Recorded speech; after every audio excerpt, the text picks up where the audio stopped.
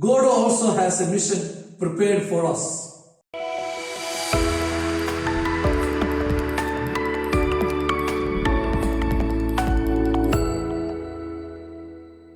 My dear brothers and sisters in Jesus Christ, the Annunciation passage in today's Gospel reveals to us is that God has loved us from all eternity.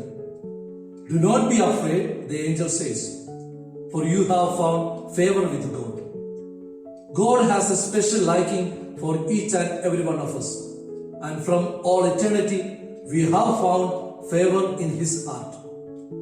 Let's take a moment to thank our Lord for His eternal love, remembering the words of the prophet Jeremiah, with age-old love I have loved you. God's love for Mary had a specific and momentous mission attached to it.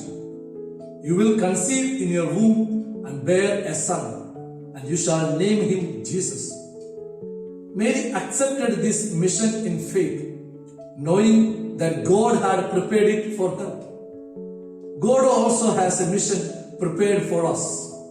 Perhaps we have already discerned that mission or are still searching.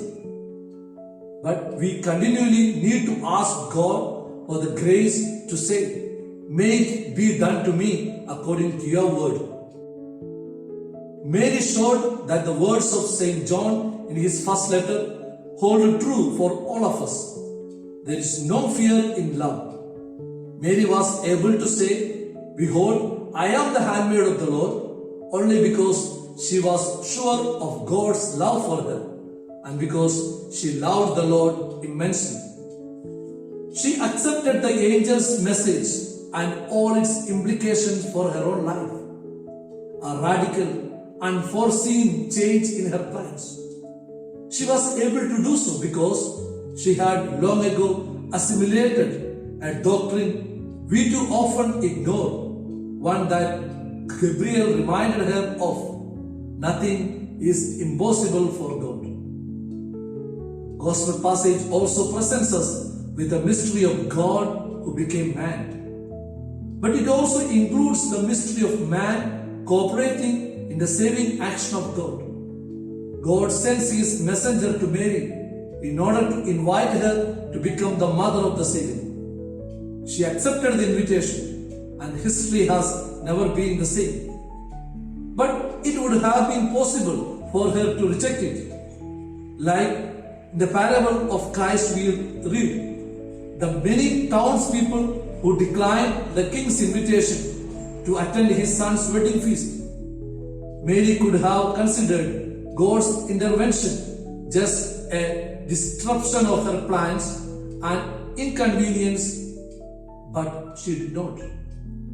When God asked her to take on a role in His plan of salvation, she said, "Yes, I am the handmaid of the Lord.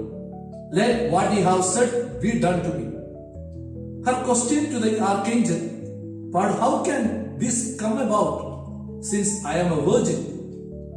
was different than the similar sounding question Zechariah had posed. "How can I be sure of this? I am an old man and my wife is getting on in years." Zechariah was asking for proof that God could do what He promised. Mary was merely asking what God wanted her to do. She had promised her virginity to God, and she wanted to know if God was asking her something else. She did not doubt God's wisdom or power. She just wanted more instructions. This is why the angel's response to her was generous, while his response to Zechariah was harsh. Zechariah answered God's call by saying, "Prove it to me." Mary answered saying, "Show me the way to go." We can learn no greater lesson than how to say yes to God. Mary's yes reversed Eve's no and paved the way for Christ's undoing of Adam's fall. Likewise, when God disrupts our lives through the voice of conscience, the normal responsibilities and demands of our state in life, or the indications of church teaching, our yes can echo Mary's and make more room for Christ in this fallen world. But our no or even our maybe can just as easily shut him out. My dear brothers and sisters, let us reflect today upon the unique mission that God has given to each one of us. Whatever He has called us to do with our life is a calling given only to me and you. Do not run from it. Instead, run to it with our whole being and allow God to do great things through us.